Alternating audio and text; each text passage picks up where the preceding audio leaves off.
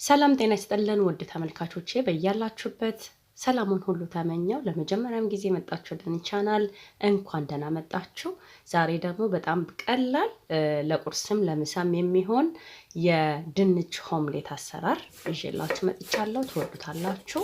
ወደ ስራው ስንገባ እዚህ ጋር አንድ ራስ ሽንኩርት በዚህ መልኩ ሽሪሚሪ ከትፌዋለሁኝ። ከዛ እንደዚህ አፍታተዋለሁኝ ብትንተና አድርጌዋለሁኝ በእጄ።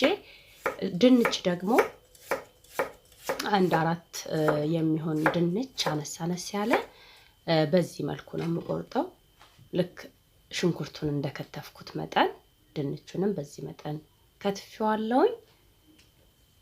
ይሄንን ውሃ ውስጥ አጥበዋለሁኝ ስታርቹ እስከሚወጣ ድረስ በደንብ አጥበዋለሁኝ።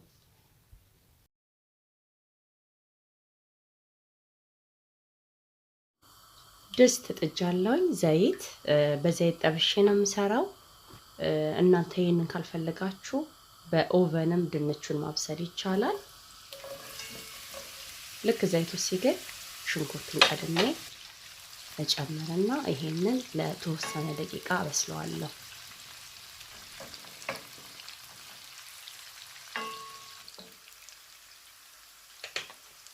ልክ እንደዚህ ሲሆንልኝ በሰሃን አወጣዋለሁ።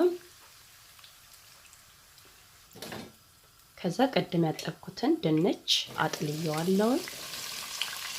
እሱን ጨምረና አበስለዋለሁ። እንግዲህ አጠር አድርጌ ያሳያችኋለሁ። በጣም የሚጣፍጥ ለቁርስ ለምሳ እንዲሁም ደግሞ ዲነርም አይዲያ የሚሆን የድንች ኦምሌት በስፓኒሽ ፖፑላር የታወቀ አይደል?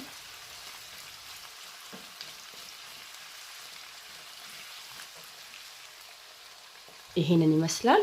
ሽንኩርቱ በዚህ መልክ ነው የበሰለልኝ። ድንቹም ልክ እንደዚህ ቆንጆ ሆኖ እየደረሰልኝ ነው። የተወሰነ አበስለዋለሁ።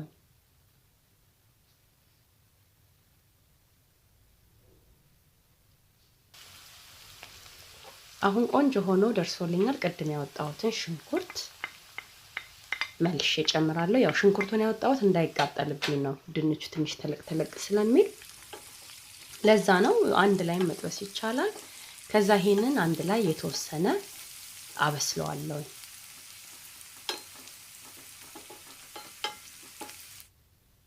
ተመልካቾቼ በዚህ መልኩ አብስዬው ተመልሻለሁኝ። እዚህ ጋር አንድ ትንሽ ከፍ ያለ ቲማቲም ፍሬውን አውጥቼ በጥሬ ነው በዚህ መልኩ የከተፍኩት። ቲማቲሙን ስጨምር እዚህ ጋር እሳቱን አጥፍቻለሁ፣ ቲማቲሙ እንዳይበስልብኝ። ከዛ ይሄንን በደንብ አድርጌ አቀላቅለዋለሁኝ።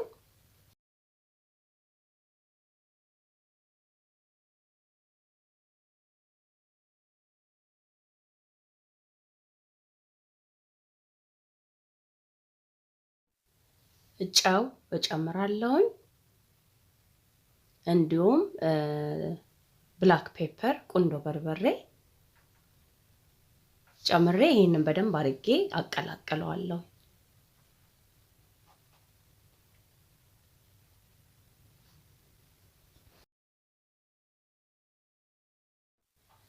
ከዛ የሚቀረው ዘይት አላ የጠበስንበት ዘይት ትርፍ ካለ እንዲወጣ በማጥለያ ላይ አርጌዋለሁኝ። በዚህ መልኩ ጥፍፍ ብሎ ወጥቶ መልሼ ገልብጫዋለሁ ወደ ሳህኑ።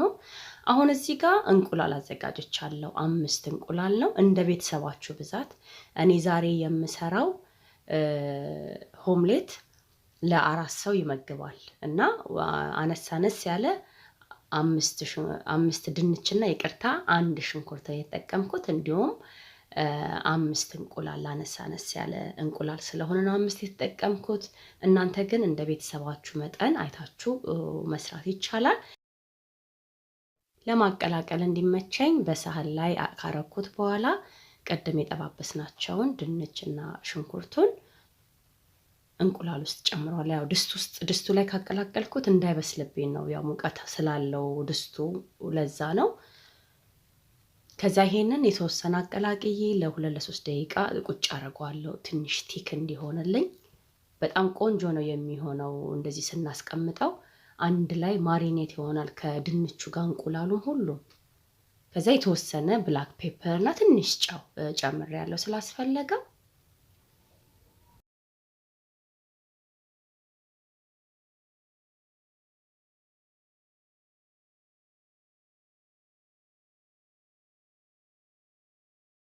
እዛው ድስቱ ላይ ምንም ዘይት አላረኩም። የራሱ የቀረ ትንሽ ዘይት ነበረ እንዳይዝ ቂጡ ድስቱ ገልብጬ በሹካ እኩል ሌብል አረገዋለሁኝ። በዚህ መልክ አንዱ አባጣ ጎባጣ እንዳይሆንብን።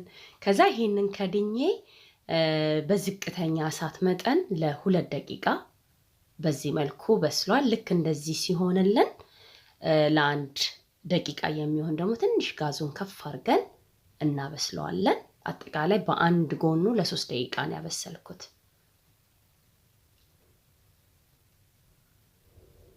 ያው አሁን ቆንጆ ሆኖ ደርሶልኛል። ይሄንን ገለብጠዋለሁ። ሰፋ ያለ ሳህን ካላችሁ ሳህን ላይ አድርጋችሁ፣ የኔ ድስት ትንሽ ሰፋ ስለሚል የሚገጥመው ሳህን ጠፋና በራሱ በክዳኑ ነው የምገለብጠው። እጃችሁ እንዳያቃጥላችሁ አደራችሁን።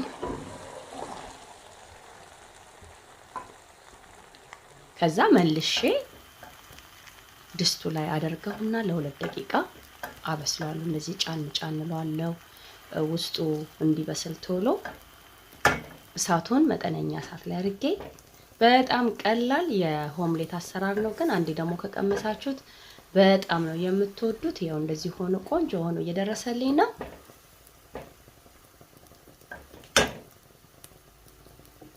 አሁን ስለበቃው ቆርሼ ደግሞ ምን እንደሚመስል አሳያችኋለሁ።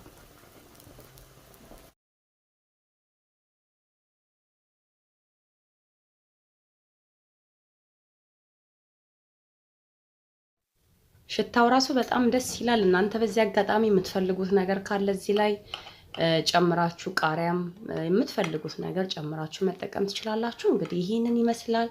በደንብ ነው የበሰለው። በጣም ነው የሚጣፍጠው። ልጆችም ይወዱታል። እንደ አማራጭ በጣም ቆንጆ የቁርስ አሰራር ነው። እንደምትወዱት ተስፋ አደርጋለሁ። ላይክ ማድረጋችሁን አትርሱ። ለዛሬ የነበረኝ ቪዲዮ ይሄን ይመስል ነበረ። በሌላ በአዲስ ቪዲዮ እስከምንገናኝ ለዛሬ እዚህ ጋር በቃው። በያላችሁበት ዓለም ዳርቻ ሰላም ሁሉ ተመኘው። መልካም ቀን። ባባይ